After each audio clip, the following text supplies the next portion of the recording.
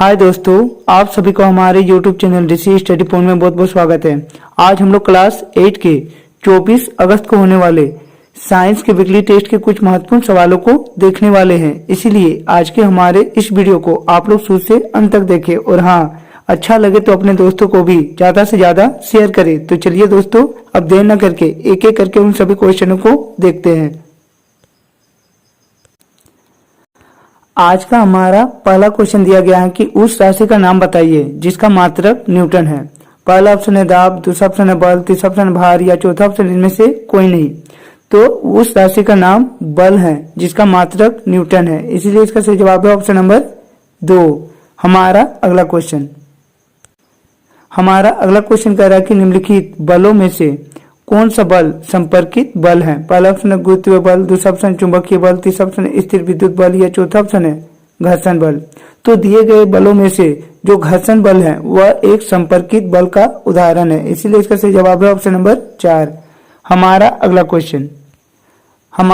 Question कह रहा है कि कुएं से पानी खींचना कैसा बल है। पहला ऑप्शन है अपकर्षण बल, दूसरा अभिकर्षण बल, तीसरा अपकर्षण तथा अभिकर्षण दोनों या चौथा ऑप्शन इनमें से कोई नहीं। तो कुएं से पानी खींचना एक अभिकर्षण बल का उदाहरण है, इसीलिए इसका सही जवाब है ऑप्शन नंबर 2। हमारा अगला क्वेश्चन दिया गया है कि पृथ्वी प्रत्येक वस्तु को अपनी ओर आकर्षित करती है।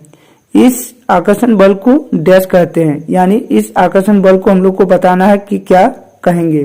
पहला ऑप्शन है घर्षण बल, दूसरा ऑप्शन है चुंबकीय बल, तीसरा ऑप्शन है गुरुत्वीय बल या चौथा ऑप्शन है विद्युत बल। तो पृथ्वी प्रत्येक वस्तु को अपनी ओर आकर्षित करती है, इस बल को हम लोग गुरुत्वीय बल कहते हैं, इसलिए इसका सही जवाब है ऑप्शन नंबर 3। हमारा अगला क्वेश्चन कह रहा है कि प्रति इकाई क्षेत्रफल पर लगने वाले बल को क्या कहते हैं। पहला ऑप्शन है ताप, दूसरा ऑप्शन दाब, तीसरा ऑप्शन है अभिकर्षण या चौथा ऑप्शन है अपकर्षण। तो प्रति इकाई क्षेत्रफल पर लगने वाले बल को हम लोग दाब कहते हैं, इसीलिए इसका सही जवाब है ऑप्शन नंबर 2। हमारा अगला क्वेश्चन कह रहा है कि दरवाजे को धक्का देने पर कैसा बल लगता है। पहला ऑप्शन है अपकर्षण बल, दूसरा अभिकर्षण बल, तीसरा गुरुत्वीय बल या चौथा ऑप्शन है इनमें से कोई नहीं।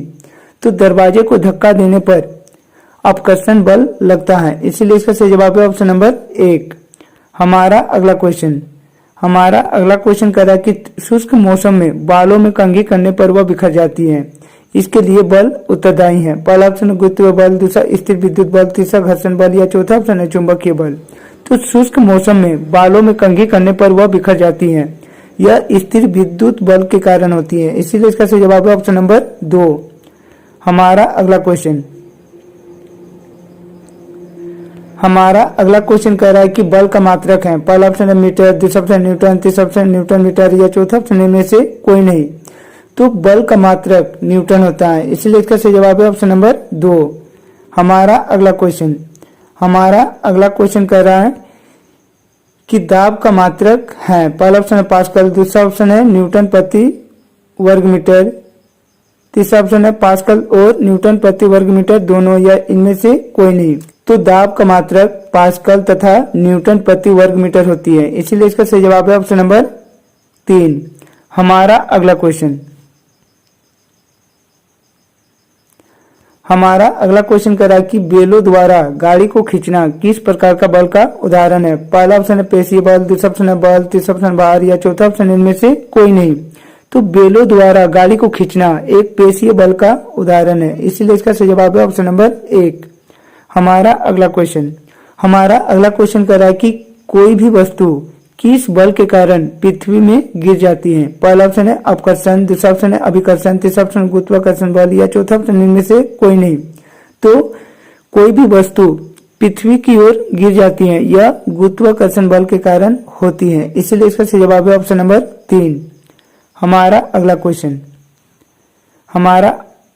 क्वेश्चन कह रहा है कि बल का पहला ऑप्शन है केवल परिणाम होता है, दूसरा केवल दिशा होती है, तीसरा परिणाम और दिशा दोनों होती है या चौथा ऑप्शन इनमें से कोई नहीं।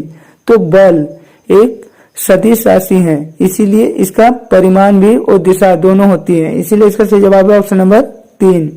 हमारा अगला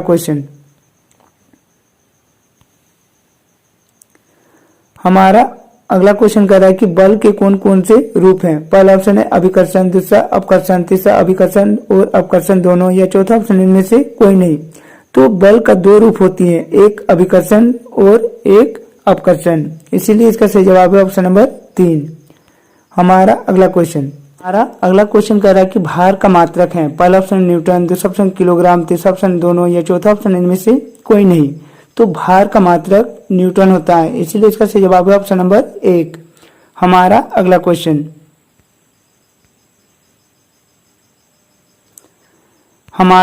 क्वेश्चन कह रहा है कि बल का प्रयोग किस में परिवर्तन लाने में किया जाता है। पहला ऑप्शन है वस्तु की गति में, दूसरा कार्य में, तीसरा क्रिया में, या चौथा ऑप्शन इनमें से कोई नहीं।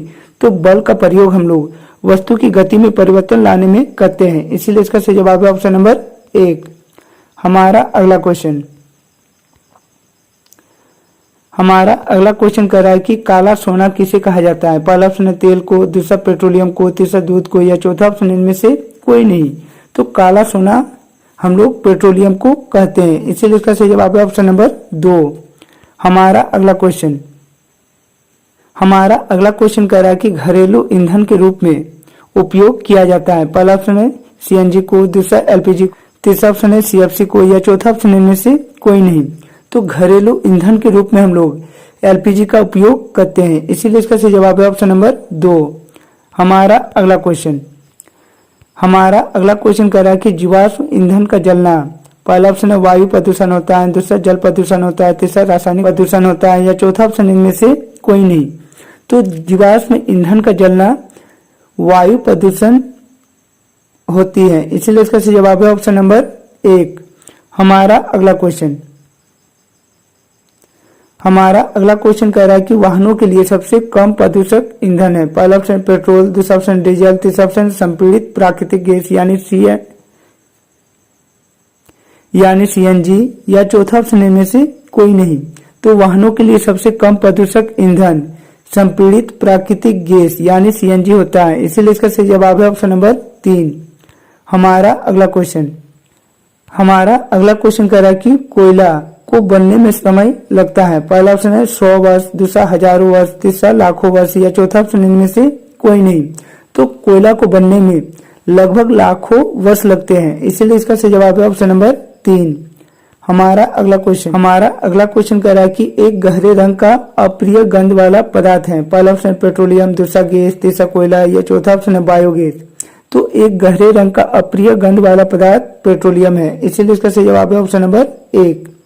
हमारा अगला क्वेश्चन कह रहा है कि निम्नलिखित में कौन सा पदार्थ जीवाश्म ईंधन है। पहला ऑप्शन है सौर ऊर्जा, दूसरा ऑप्शन है परमाणु ऊर्जा, तीसरा जल ऊर्जा, या चौथा ऑप्शन है कोयला। तो इनमें से जो कोयला है वह जीवाश्म ईंधन का एक उदाहरण है, इसीलिए इसका सही जवाब है ऑप्शन नंबर 4। हमारा अगला क्वेश्चन कह रहा है कि इनमें से कौन सा संसाधन क्षय होने वाला नहीं है। पहला ऑप्शन है खनिज, दूसरा ऑप्शन है कोयला, तीसरा ऑप्शन पेट्रोलियम, या चौथा ऑप्शन है वायु। तो इनमें से जो वायु है वह संसाधन क्षय होने वाला नहीं है, इसीलिए इसका सही जवाब है ऑप्शन नंबर 4। हमारा अगला क्वेश्चन कह रहा है कि प्राकृतिक गैस में मुख्यतः गैस होती है। पहला ऑप्शन है मीथेन, दूसरा ऑप्शन इथेन, तीसरा ऑप्शन कार्बन डाइऑक्साइड, या चौथा ऑप्शन है ऑक्सीजन। तो प्राकृतिक गैस में मुख्यतः मीथेन गैस होती है, इसीलिए इसका सही जवाब है ऑप्शन नंबर 1। हमारा अगला क्वेश्चन कह रहा है कि पेट्रोलियम का